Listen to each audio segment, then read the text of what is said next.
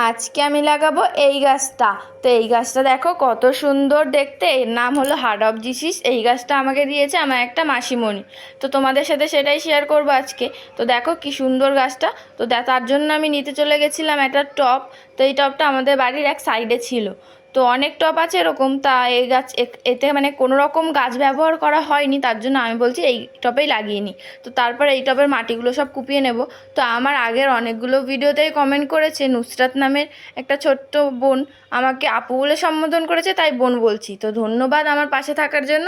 R thank you, অনেক অনেক thank you. আর এইভাবেই কমেন্ট করো। আর তোমাদের কাছে কোনো কোশ্চেন থাকলে আমার কাছে তোমাদের কোনো কোশ্চেন থাকলে আমাকে কমেন্ট করতে পারো, আমি রিপ্লাই দেবো।